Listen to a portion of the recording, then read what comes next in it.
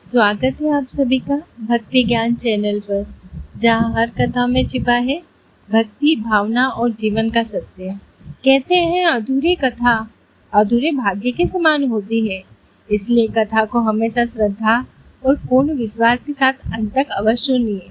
तो आइए आज सुनिए कार्तिक महात्म्य की पवित्र कथा, जो तुलसी माता और श्री हरि विष्णु और उनके भक्तों के प्रेम की अमृतमयी गाथाएं हैं।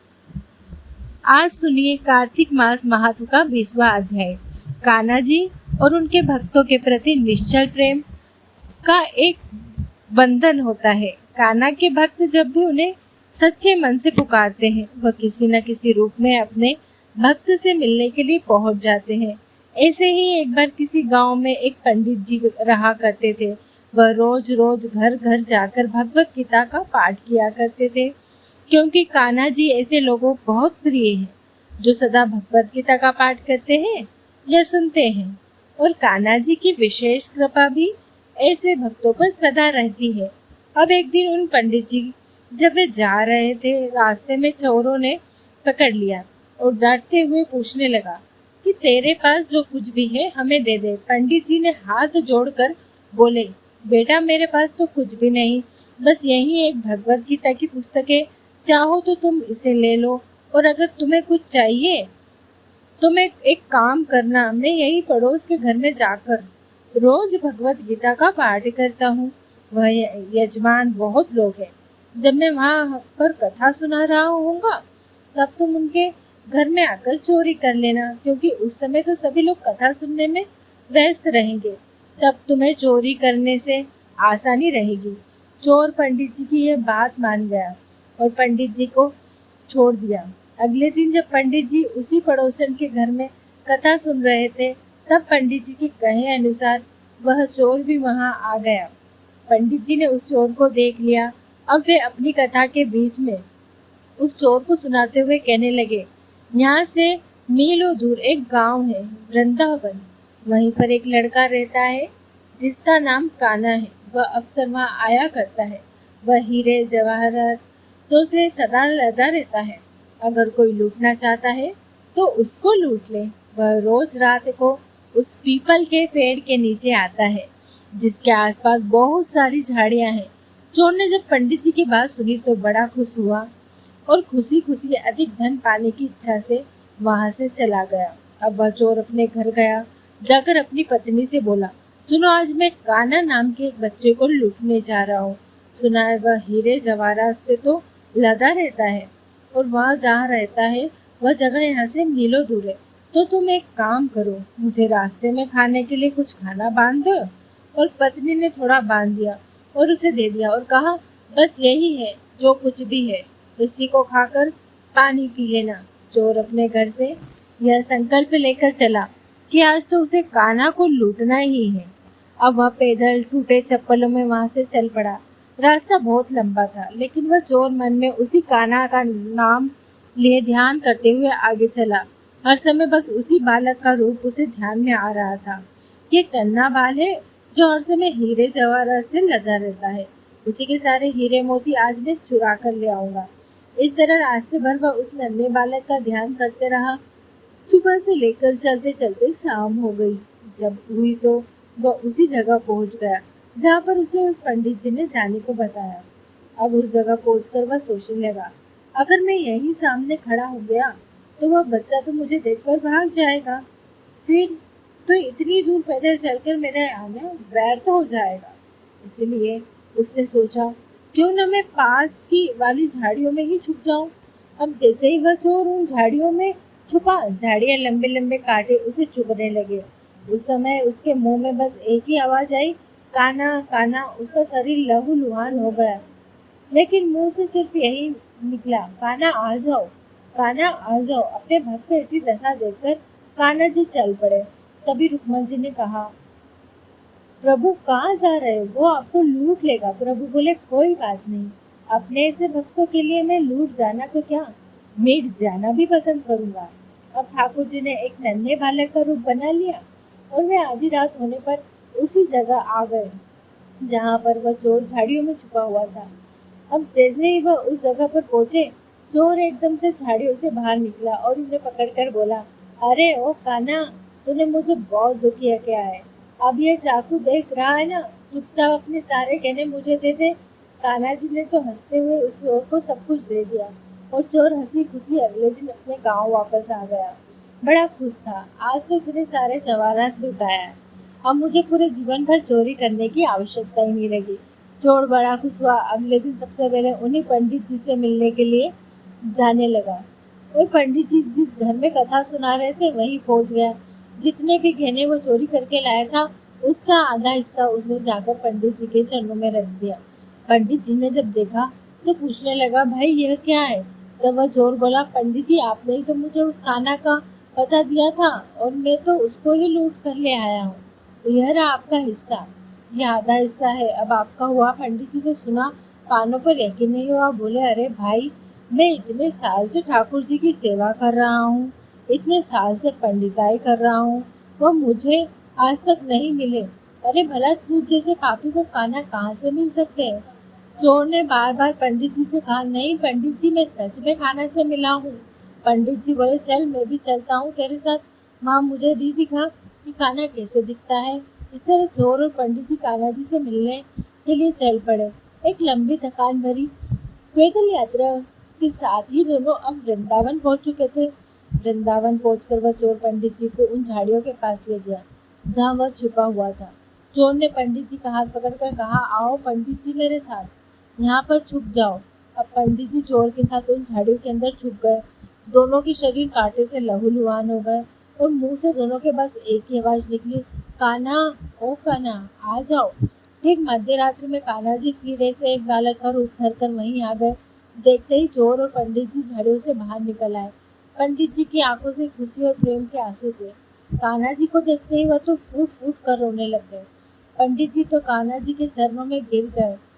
कान्हा जी वहां से अंदर ध्यान हो गए और तब पंडित जी वापस अपने होश में आए और उस चोर के गले लगकर फूट फूट कर रोने लगे।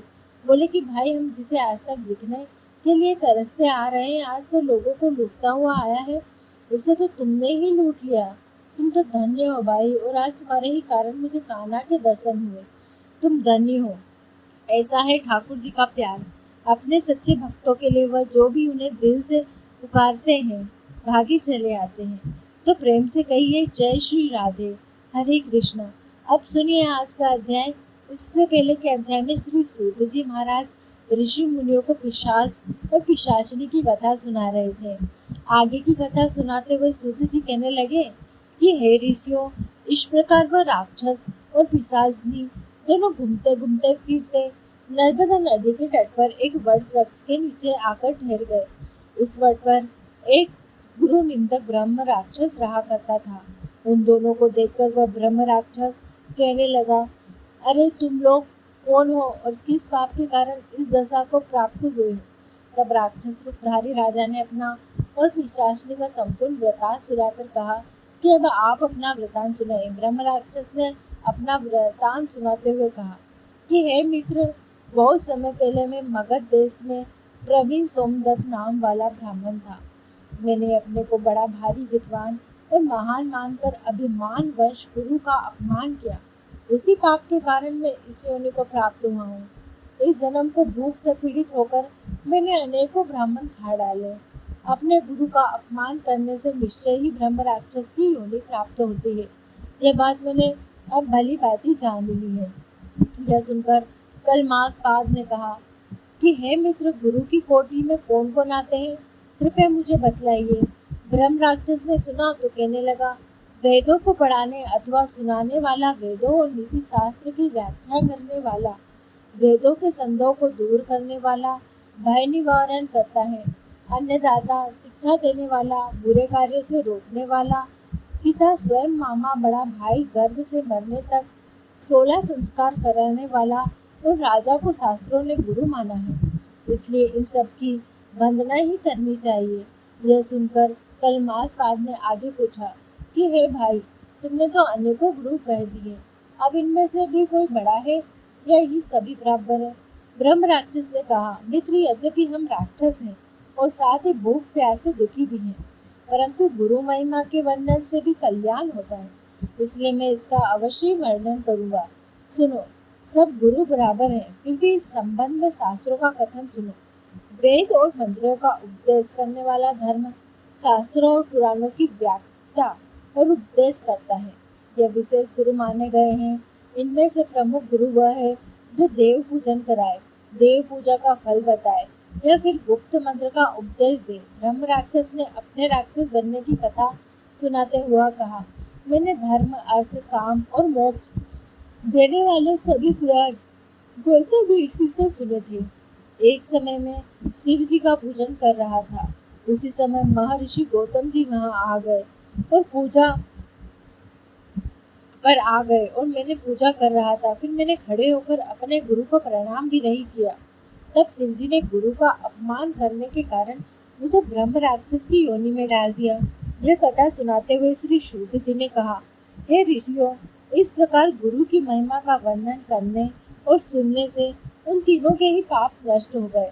ठीक उसी समय उन्होंने कुछ दूरी पर गर्ग मुनि को आते हुए देखा।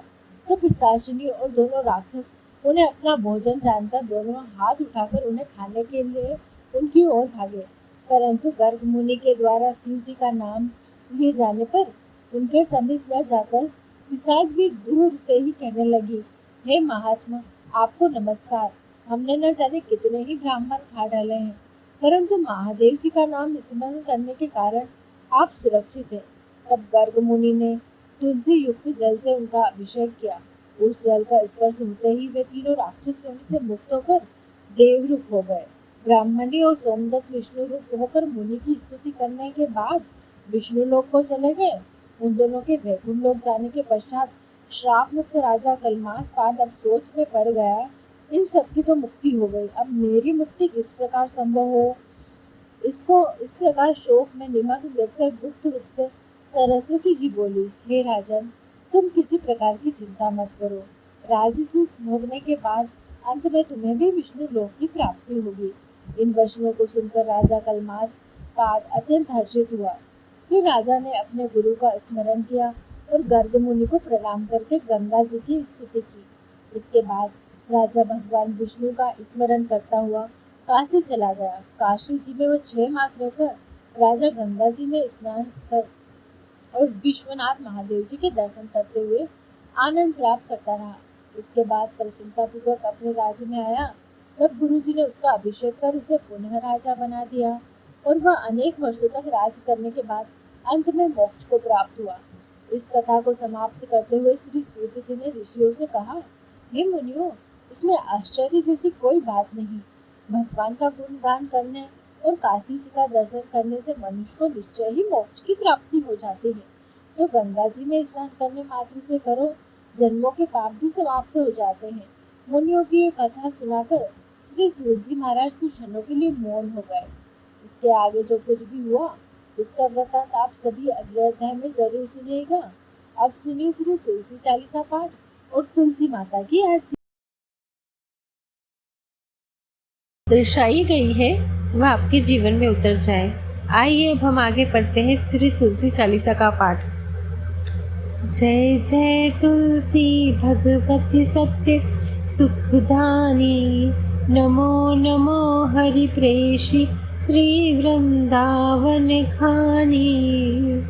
श्री हरि शीस विरज देहु अमर अब जनहित, हे वृंदावनी अब न करूं विलम्ब। धन्य धन्य श्री तुलसी माता, महिमा अगम सदा श्रुति का।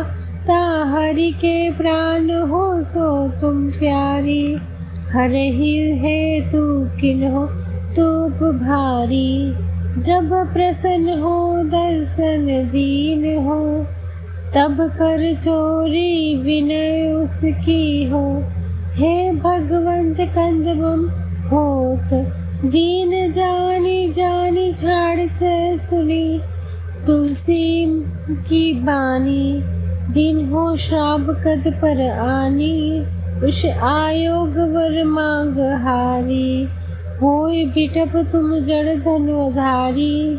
सुनि तुलसी ही श्रवते ही ठामा, करहु वास सुनी चन धाम, दियो वचन हरि तब तत्काला, सुनहि सुन मुख जानी हो ब्याला, समय पायो रोपति तोरा, बुझहि आस वचन सब मोरा, तब गोकुल मह गोप सुधामा, तासु भई तुलसी दो बावा, कृष्ण था सास लीला के माही, राधे शक्य प्रेम लखिन ही, दियो श्राप तुलसी तत्का, नर लोकिन तुम जन मोह बाला, यो गोप दानव राजा, शंखचूर नामक सिर ताजा, तुलसी भता सुखी नारी, परम सती गुण रूपकारी, अशहे कल्प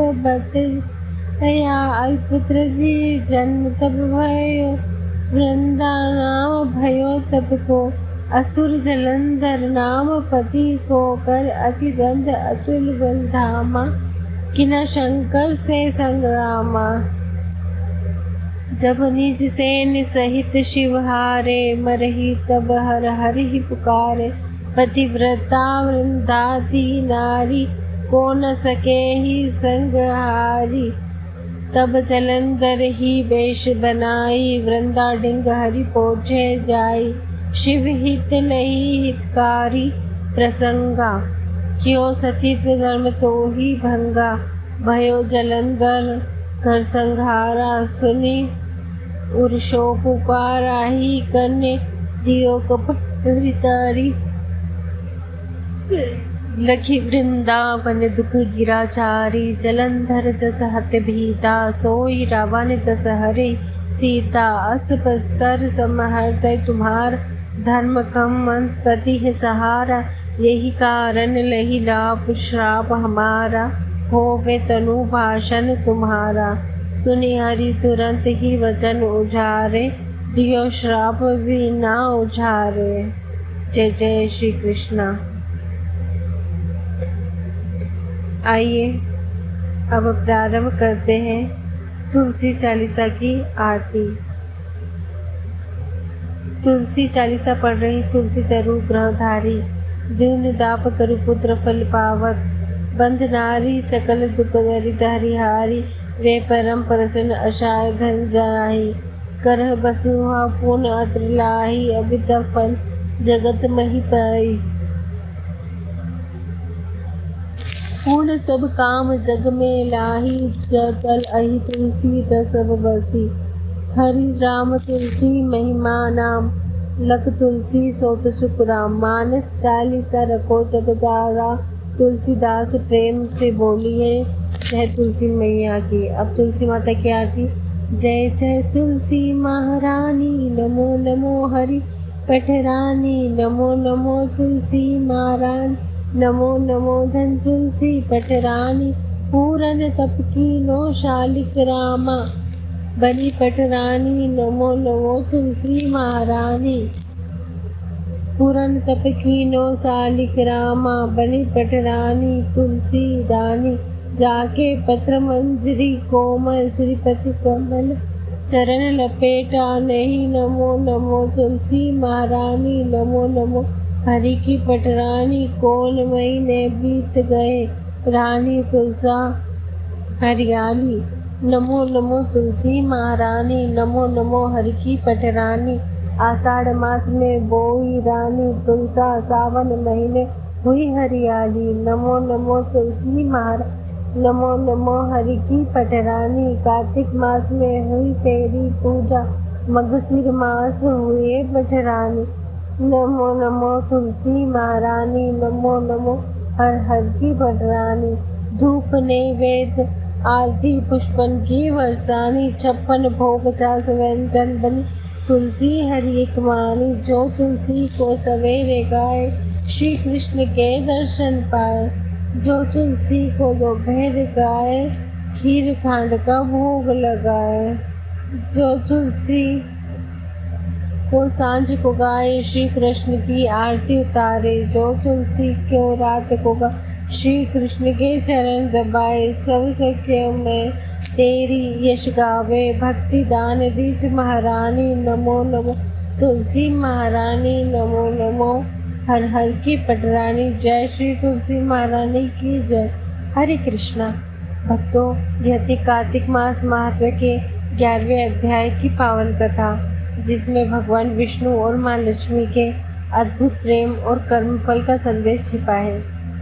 जिन्होंने यह कथा श्रद्धा से सुनी है, उनके जीवन में माँ लक्ष्मी का वास सदैव रहता है। उनके घर में धन, प्रेम और शांति के भंडार भरे हैं। इस कथा को सुनने के लिए धन्यवाद।